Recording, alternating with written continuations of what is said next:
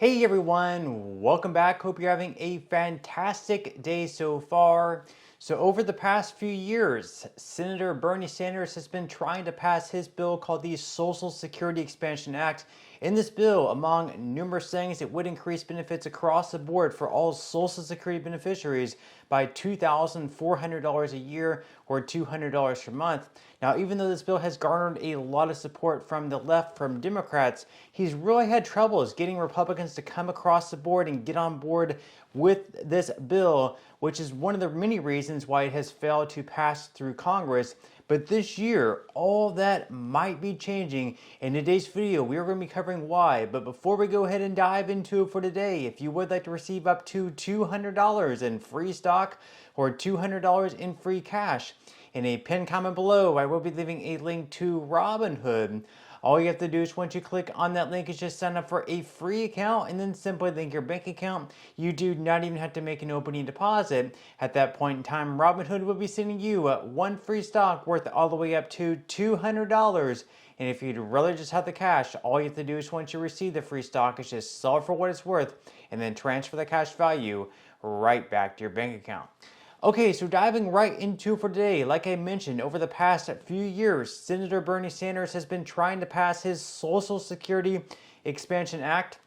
And once again, in this bill, among numerous things, it would increase benefits across the board by $200 per month, which equates to a $2,400 per year increase.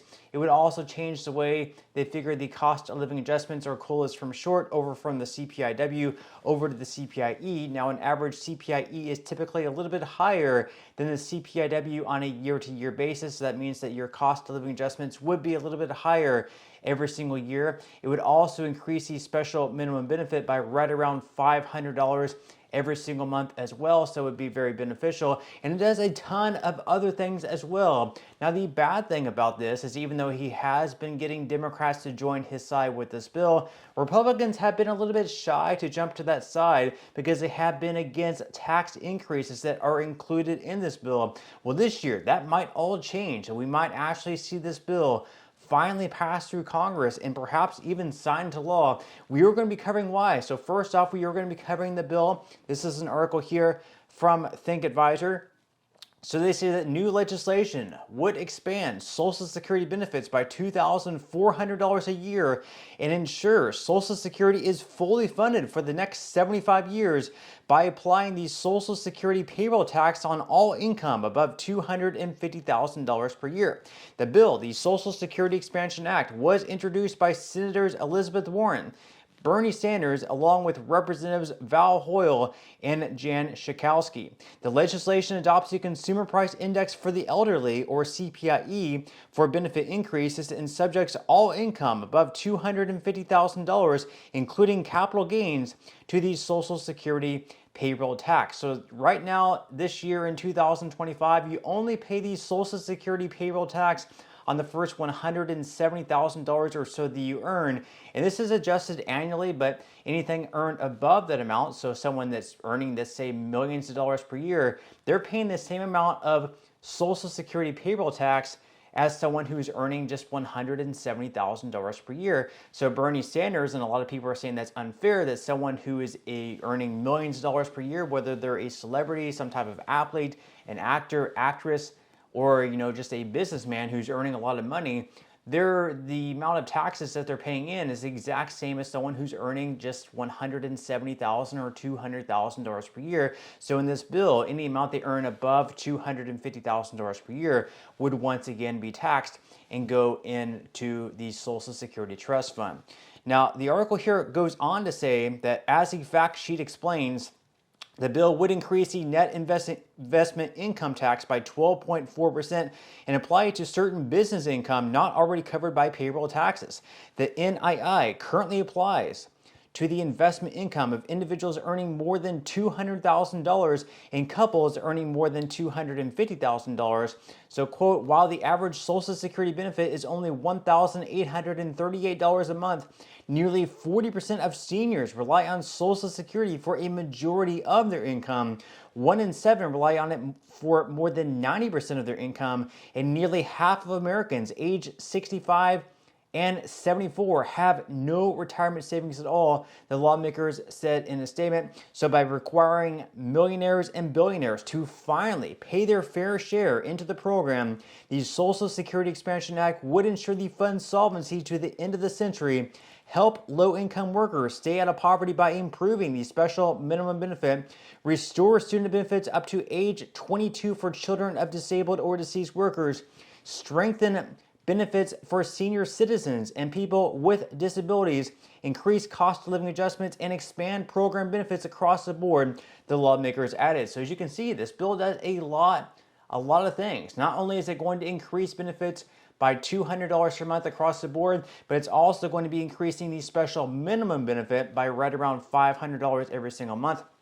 And not only that, is this going to help the solvency of the Social Security Trust Fund, because as we've seen within numerous reports, by anywhere between 2033 through 2035, the trust fund is going to go insolvent. And once it does go insolvent, they are going to have across-the-board benefit cuts of anywhere between 19 to 26%, which would be absolutely devastating. Now, the problem with this bill passing, it's been introduced over the past several years by Senator Bernie Sanders, and sure, he has gotten a lot of Democrats on board with the bill, but the problem is, in the Senate, you need at least 60 out of 100 votes.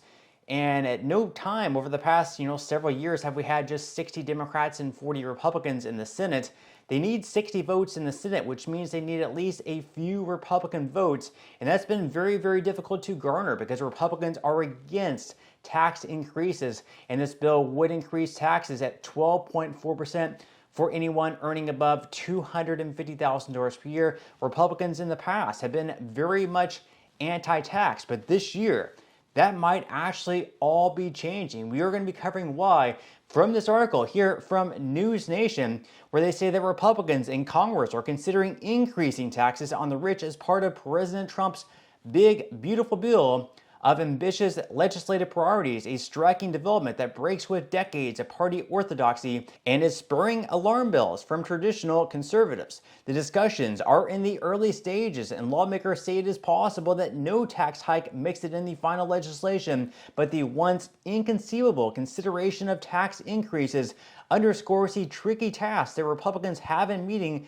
competing demands from fiscal hawks, moderates, and tax slashers for the ambitious party line bill, as well as the rise of populist instincts in the party. Now, one idea being discussed is a roughly 40% top tax bracket on income above $1 million, one House Republican confirmed to The Hill. Bloomberg News first reported on that proposal. Now, Senator Chuck Grassley also confirmed the idea is being discussed in a town hall on Tuesday. When asked about increasing taxes on billionaires, he said, quote, "It might surprise you that the list of possibilities we have on our working sheet that the members of the Finance Committee, and I'm a member of that committee, are going to discuss raising from 37% up to 39.6% on the very group of people that you talk about." Now, that doesn't mean it's going to happen, and the rationale for it is we can take that extra money and use it for increasing the child tax credit. So right now they are talking about raising the top tax bracket for someone who earns over $1 million per year from 37% up to 39.6%, so almost a 3% increase in taxes for anyone who earns over $1 million per year. And sure, this has nothing to do with the tax bill, the Social Security Expansion Act that Bernie Sanders had in mind of raising taxes for anyone who earns over $250,000 per year. But for the first time, we are now seeing Republicans actually in favor of raising taxes on high income earners. So perhaps, maybe this year, perhaps even next year, that could also translate with Republicans getting on board with Bernie Sanders' bill that would increase taxes by anyone earning above $250,000 per year. Maybe they wouldn't be on board with increasing it by 12.6% as Bernie Sanders' bill would do, but maybe even half of that. If they could even get half of that, that could still translate to the trust fund becoming solvent for a longer period of time. And not only that, maybe not an increase by $200 per month, but maybe $100 per month or something like that. But with that said, leave your thoughts and comments below. What do you think about Bernie Sanders' Social Security Expansion Act? Is it something that you would like to see pass? Is there something that you would like to see added to it? Leave your thoughts and comments below, but that's all we have for today's video, and I will see you in the next one.